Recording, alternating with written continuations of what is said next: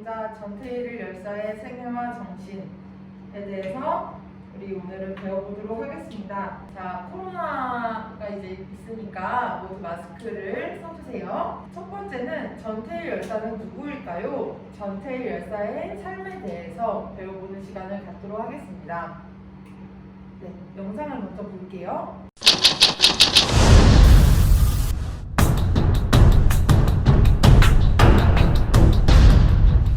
그날 한 청년이 평화시장에서 자신을 불살랐다. 그리고 외쳤다.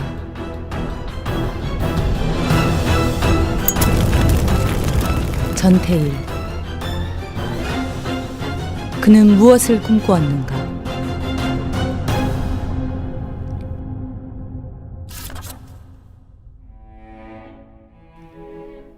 전태일은 1948년 대구에서 태어났습니다.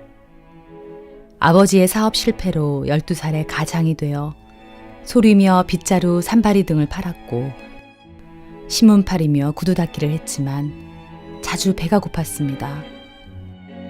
가난을 견디지 못한 엄마는 식모살이를 떠났고 그도 막내 순덕이를 데리고 서울로 왔습니다. 가족은 가난 때문에 뿔뿔이 흩어졌습니다.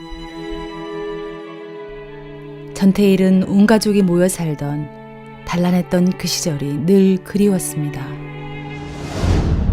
세상엔 왜 가난이 있는 걸까요?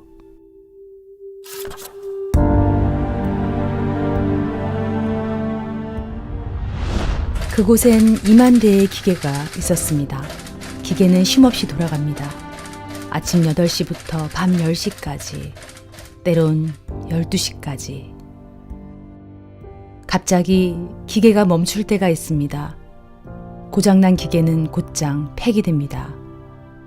돈벌이를 위해서만 필요했던 기계. 사람이라는 기계입니다. 전태일은 16살에 평화시장 피복 공장에 견습공으로 취직했습니다. 그리고 어린 소녀들을 만났습니다. 12, 13살, 평균 나이 15살. 입에 풀칠하기 위해, 오빠의 등록금을 벌기 위해 시골에서 올라온 아이들.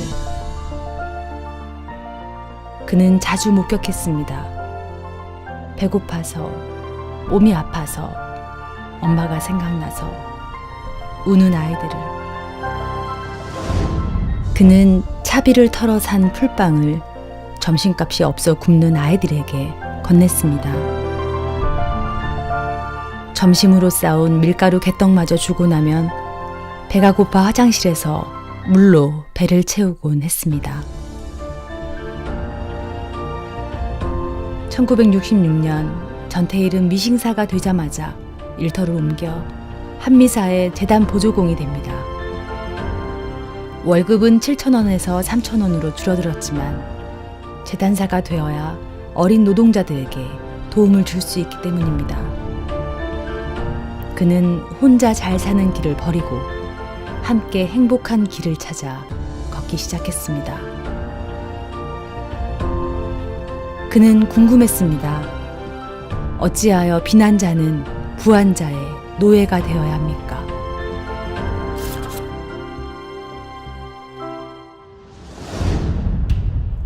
어느 날 전태일은 한 권의 책을 만났습니다. 근로기준법 해설서. 노동자에게 권리가 있다고 왜 아무도 알려주지 않는 걸까요? 그는 평화시장 재단사들의 모임 바보회를 만들어 세상에 알렸습니다. 근로기준법을, 인간의 존엄성을. 그는 편지를 써서 알렸습니다. 여기 인간이 있다고. 답장은 오지 않았습니다. 전태일은 꿈의 공장을 만들기로 했습니다. 모범업체, 인간이 인간답게 일할 수 있는 곳입니다. 자신의 눈을 기증해 자본금을 마련하려 했지만 벽에 부딪혔습니다. 그는 근로기준법을 불태우기로 결심했습니다. 아니, 자신을 불태우기로 했습니다. 저 어린 생명들을 살리기 위해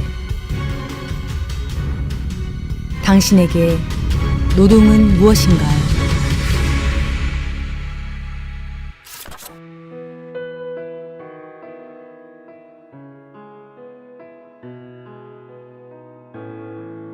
그는 당신을 만납니다.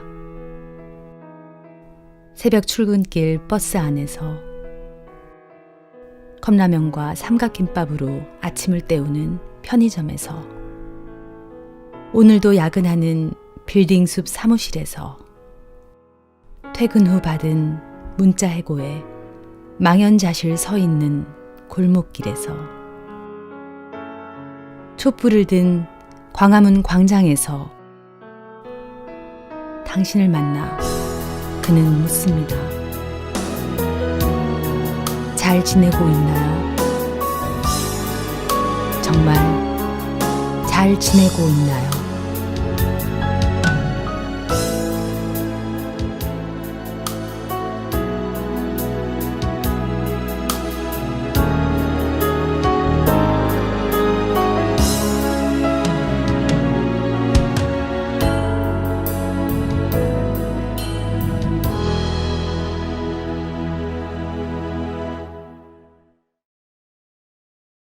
네, 영상 다 잘 보셨죠? 이제 제가 여기 계신 분들이 전태일 열사가 어떤 환경에서 나셨는지 잘 모르실 수 있으니까 조금은 자세히 설명을 해드리려고 합니다. 이 자세한 내용은 전태일 기념관 홈페이지에 가시면 나와 있으니까 참고하시면 좋을 것 같아요. 전태일 열사는 1948년 대구에서 태어나셨습니다. 그리고 이제 태어난 지 2년 만에 아버지의 사업 실패로 가족들이 대구를 떠나 부산으로 정착하였고 거기서 다시 소규모 양복 제조업을 시작했습니다. 다시 맞은 아버지의 사업 부도로 온 가족은 서울로 무작정 상경하여 천목촌을 전전합니다. 그리고 이제 남대문 초등국민학교에 다니다가 결국 가난한 가정 환경으로 중퇴 후 가족 생계를 위해 신문팔이, 빈병줍기, 성냥팔이 생활을 하게 됩니다. 그렇게 이제 하다가 다시 동광초등국민학교로 편입을 했죠. 하지만 이제 위탁소의 미수금과 공부에 대한 열망으로 가출을 하게 됩니다. 그리고 이제 온 가족이 대구로 돌아와서 큰댁에 더부살이를 하다가 가출해서 돌아와 아버지 봉제일을 힘써 도왔다고 하고요. 그러면서 이제 계속해서 이제 학교를 중퇴하고 전학 가고 아버지 일을 돕고 그러니까 이런 생활들을 반복을 하다가 65년도부터는 본격 노동을 하게 됩니다. 그래서 여기 보시면 왼쪽에 전태일 열사고요. 여기 조금 생긴데 이제 여성 노동자들의 노동 환경인데요. 1965년에 서울에서 뿔뿔이 흩어져 살던 가족은 우연히 다시 모이게 되고 평화시장 3.14의 견습공 시다로 취직하여 첫 임금 노동자 생활을 합니다. 그래서 66년에 남상사를 거쳐 통일사의 미싱사로 취직. 참혹한 노동 현실을 개선하고자 재단사가 되기로 결심하였고요. 66년도에 재단 보조로 한미사에 취직하여 재단사로 승진. 업주들의 횡포와 착취 구조를 알게 되고 이에 저항하기 위해 체계적인 근거를 마련하는 한편 차비를 덜어 배를 굽는 어린 여군들에게 풀빵을 사주는 등 현실의 고통 문제를 해결하고자 노력을 했습니다. 67년도에 고위검정고시를 준비하던 중 아버지를 통해 근로기준법을 알게 되고 자신의 출세와 학구일보다도 어린 여공들의 생명과 건강을 지키는 일이 시급하다고 판단하여 그토록 멸망하던 공부를 과감히 포기합니다. 그리고 69년도에 재단사의 모임인 바보회를 조직하여 회장을 맡고 회원들에게 노동법을 공부하고 설문조사를 실시하고 그러면서 시청과 노동청에 진정하였으나 결국 이루어지지 않았던 거죠. 그리고 활동 자금 부족과 성과 비용으로 바보의 활동이 정지되고 공장에서 해고되자 건축 노동을 하면서 앞날을 고민하게 됩니다. 그때 이제 친구여 나를 아는 모든 나여 부탁이 있네 라는 소설 형식의 글을 작성하게 되죠. 그리고 69년 11월에 박정희 대통령에게 진정서를 쓰게 됩니다. 그리고 1970년에 이제 임마누엘 수도원 건축공사를 하면서 죽음을 각오한 국민과 결단을 하게 됩니다. 그때 편지글을 쓰는데요. 그 내용이 사랑하는 친우여 그대들이 아는 그대들의 전태일의 일부인 나 힘에 겨워 굴리다 다 못 굴린 그리고 또 굴려야 할 덩이를 나인 그대들에게 맡긴 채 잠시 다니러 간다네 라는 내용이죠. 그리고 70년 8월 몸에 불을 붙이시기 전 3개월 전에 이제 이 결단을 두고 얼마나 오랜 시간을 망설이고 괴로웠던가 나는 돌아가야 한다 내 이상의 전부인 평화시장의 어린 동심 곁으로 라는 글을 쓰십니다. 그때부터 어느 정도 이제 죽음에 대한 각오를 하신 게 좀 느껴지죠. 그리고 10월에 경향신문 석간 사회면에 평화시장 실태, 골방서 하루 16시간 노동 보도와 사장 면담 투쟁, 노동청 진정과 시위 투쟁을 합니다. 그리고 11월 13일 근로기준법 화형식을 치르기로 한 날 경찰이 집회와 시위를 이제 막는 거예요. 그래서 근로기준법을 지켜라. 우리는 기계가 아니다를 외치며 분신항구합니다. 메디컬 센터 응급실로 이송하여 응급치료를 받았으나 14일 오전 11시에 결국 돌아가시게 됩니다. 그래서 이제 어머니와 친구를 향한 유언을 했는데요. 엄마, 내가 못다 이룬 소원들을 엄마가 제 대신 이루어주세요. 엄마는 이제 그 사람들을 위해서 내가 뚫어놓은 작은 바늘구멍을 자꾸 넓혀서 그 벽을 허물어야 합니다. 친구들아, 절대 내 죽음을 헛되이 하지 말아줘라 라고 하죠. 그래서 살아있는 사람으로서 진짜 전태일 열사의 정신을 계승해서 살아간다는 것이 얼마나 큰 무게감이 있는지 좀 느껴지는 말씀인데요. 평화시장 재단사였던 전태일 열사는 14살 굶으며 노동하는 여성 노동자들에게 자신의 차비를 아껴 풀빵과 짜장면을 사주곤 했고 저임금, 장시간 노동, 결핵 등 작업병으로 고생하는 노동자들의 노동 조건을 개선하기 위해 노력을 다했습니다. 사전을 뒤져 한자추성이 근로기준법을 공부하고 평화시장 노동자들의 실태를 조사해 부당한 현실을 개선하고자 밤낮을 가리지 않았죠. 그리고 바보회와 삼봉회 같은 조직을 만들어 동료들과 함께 싸움기도 했습니다. 그러면 결국 이제 전태일 열사가 꿈꿨던 노동 현실은 도대체 어떤 것이었냐를 좀 보면 좋을 것 같은데요. 엄청 이제 과한 뭔가 유토피아 같은 거를 주장했을까요? 아니겠죠. 전태일 열사는 근로기준법전과 자신의 몸에 불을 태우면서 근로기준법을 준수하라. 우리는 기계가 아니다. 일요일은 쉬게하라. 노동자들을 혹사하지 마라. 내 죽음을 헛되이 하지 마라. 라고 외쳤는데요. 전태일 열사가 박정희에게 보낸 편지 내용은 이렇습니다. 좀 밑이 잘렸지만 제가 읽어드릴게요. 첫 번째, 1일 14시간의 작업시간을 단축해달라. 두 번째, 1일 10시간, 12시간으로 1개월, 휴일, 2일은 일요일마다 휴일로 쉬기를 희망한다. 건강검진을 정확하게 해달라.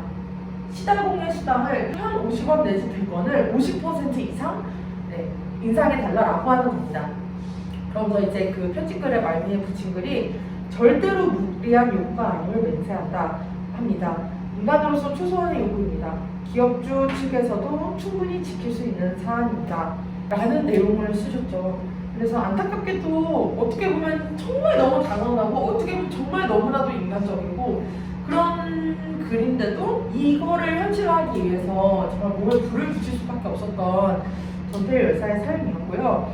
전태일 열사가 69년에 쓴 일기의 내용을 좀 공유하고 싶어요. 인간을 물질화하는 시대, 인간의 개성과 참 인간적 본능의 충족을 무시당하고 희망의 가지를 잘린 채 존재하기 위한 대가로 물질적 가치로 전락한 인간상을 증오한다 라고 써 있습니다. 어찌 보면 진짜 기계처럼 일을 하게 되고 기계가 더 우선시되는 물질 만능주의 사회에 돌을 던지고 자신의 몸에 불을 붙여서 이 인간답게 살고 싶다라고 하는 이 노동자들의 이 요구를 실현하려고 했던 이 전태일 열사가 꿈꿨던 노동 현실에 대해서 좀 우리가 같이 얘기해보고 토론하고 상상해보면 좋을 것 같습니다. 네, 이런 것처럼 이번 그 노조법 개정안은 너무 심각한데요. 일단은 이 개정안 내용에 ILO 기준에 부합하거나 현재보다 노동기본권을 실질적으로 증진하는 내용이 있냐? 없습니다. 믿기 어렵겠지만 정말 그래요. 그리고 두 번째는 그러면은 ILO 핵심 협약 기준을 추진하기 위한 개정안이라고 하면서 청작 개정안에는 ILO가 지속적으로 권고한 특수고용 노동자, 하청 간접 고용 노동자, 노조 설립 신고 개선 등에 대한 내용이 통째로 누락되어 있는 거예요. 그리고 이런 노동기본법 보호나 개선 효과는 없거나 굉장히 불분명하지만 노동계약은 명확합니다. 일단은 정확하게 이제 세 가지로 좀 꼽아보겠는데요. 첫 번째는 이제 단체 협약의 유효 기간이 지금 현재 2년입니다. 근데 2년에서 3년으로 연장할 수 있다는 거예요. 이거는 노동자의 교섭과 재인권을 심각하게 제한할 수 있는 거거든요. 그래서 이런 문제들, 그러니까 노동조합위원장은 거의 대부분 이제 임기가 2년이죠. 근데 이 선배님은 내가 위원장이지만 지금 처해진 현실을 바꾸기 위해서 당장에 이 단체 협약을 할 수 없는 현실인 거예요. 3년 동안 그러니까 엄청 좋은 것이 아니라 단체 협약을 하면서 계속해서 이런 문제들을 조금씩 해결하고 있는데 그 다음 문제를 해결하기 위해서 3년을 버텨야 될 수밖에 없는 상황이 생겨날 수 있는 거죠. 이게 정말 큰 문제이고요. 또 하나는 사업장에 근무하냐 근무 안 하냐, 그러니까 이걸로 이제 쟁의할 때 이런 이제 그 점거 대상이 정해진다. 그래서 예를 들면 이제 선별 간부들이 오거나 저희 일반 노조 같은 경우 일반 노조 위원장, 그러니까 한국장학재단 콜센터를 예로 들게요. 그러면은 한국장학재단 콜센터에 일반 노조 위원장님은 일을 하지 않잖아요. 근데 어쨌든 일반 노조 지회이기 때문에 당연히 부수쟁에 대해서 함께 책임지고 적극적으로 나서고 함께 싸워야 되는 거죠. 근데 그 사업장이 일하지 않는다는 이유만으로 그러면 안 되는 상황이 됩니다. 그리고 또 하나는 대통령령으로 정하는 생산 및 주요 업무 시설에 대해서는 전부 또는 일부의 직장 점거를 금지합니다. 그래서 대통령령으로 정한 시설은 쟁의행위의 그런 것들이 그 권리가 보장되거나 그런 게 아니라 그냥 이제 안 된다는 거예요. 그래서 개정안에 의하면 사업장 내 평화로운 피켓팅이나 현장 순회나 생산시설에 위법한 대체인력 투입 감시 등 일상적으로 이루어지는 조합 활동에 대해서도 위법하다라고 될 수 있는 거죠.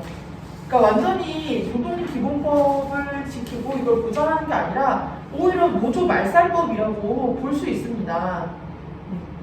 그래서 ILO는 특수고용 노동자나 간접고용 노동자의 노동권을 보장하라고 했지 직장 점거를 금지하거나 단체협약의 유효기간을 연장하라고 권고한 것이 아니에요. 그런데서 사용자의 일방적인 주장, 민원 사항을 그대로 받아들인 명백히 말하면 노동계약이죠. 저는 그러니까 이명박근혜 때는 기대도 하지 않았어요. 근데 문재인 대통령은 이 정말 제로 시대 만들겠다라고 했는데 여기 인천공항에서부터 제로 만들었나요? 아니죠. 그래서 이제 정말 그 안에서의 막 분열 만들게 하고 그런데 책임있게 나서지도 않고 있죠. 이런 데서 이제 이런 노동계약법을 처리하겠다라고 하는 문재인 대통령에 대해서는 진짜 이명박근혜보다 더 심하다라고 하는 생각이 들고 이 개정안은 즉시 처리가 되어야 되고 ILO 및 국제노동기준에 부합하는 새로운 개정안이 마련이 되어야 됩니다. 네. 그래서 이런 좀 상황들에 대해서 이야기를 했고요. 네. 영상을 또 볼게요.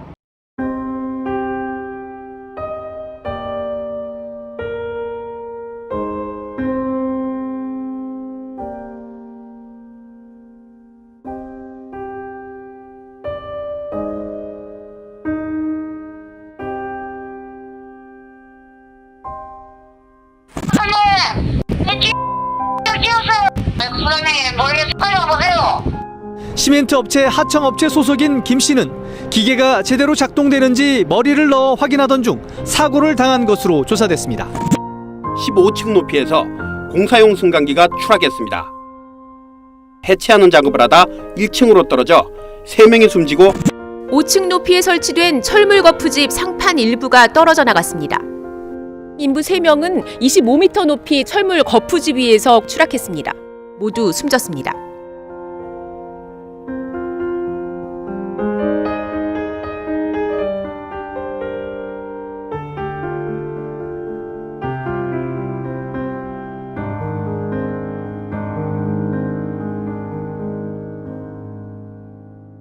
재해 사망 사건 판결을 207건 분석했습니다. 책임이 인정된 피고인 295명 가운데 단 1명을 제외하곤 모두 벌금 또는 집행유예 선고를 받았습니다. 가장 많은 벌금도 2천만 원을 넘지 않았습니다. 노동계는 사업주와 법인의 책임을 대폭 강화한 중대재해기업처벌법의 도입을 촉구하고 있지만 경영계는 국회에서도 제대로 논의된 적이 없다며 외면하고 있습니다.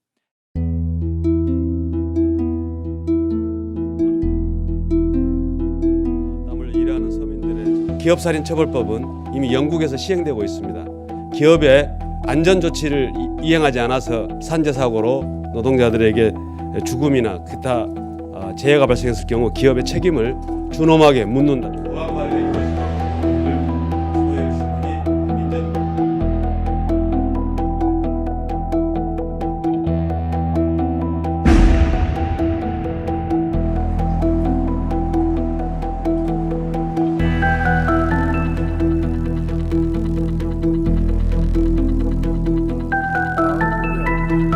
제가 이번에 대표 발의하는 중대재해기업처벌법은 사업주와 경영자에게 2가지 의무를 부과합니다. 첫째, 시설을 이용하는 시민과 노동자 등 모든 사람에 대한 위험 방지 의무입니다. 둘째, 이러한 의무를 어겨서 사람이 죽거나 상해를 입으면 기업주와 경영자가 형사처벌 대상이 됩니다. 나아가 기업에게도 10억 원 이하의 벌금이 부과됩니다.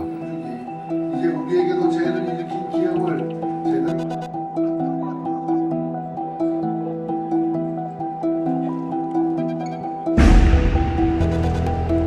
현대제철, 당진제철소한 크레인에서 외주업체 일용직 노동자 53살 박모 씨가 숨졌습니다. STK 케미칼 공장에서 탱크로리 근처에서 작업 중이던 50살 A 씨가 숨지고 화물차 운전기사 65살 이모 씨가 길이 6m의 스크루에 깔렸습니다. 병원으로 옮겨졌지만 이송 도중 숨졌습니다.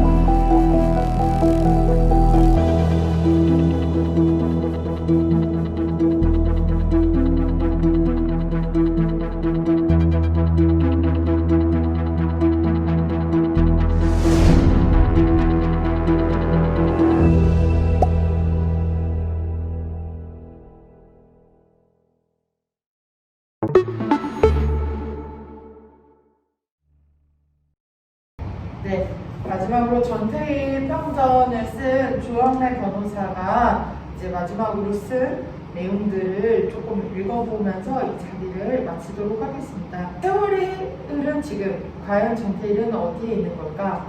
우리들이 더욱 캄캄한 어둠에 쌓여 있는 이 시각에 전태일의 몰골은 어디서 우리를 향해 소리치고 있는 것인가? 아니면 죽어버렸는가?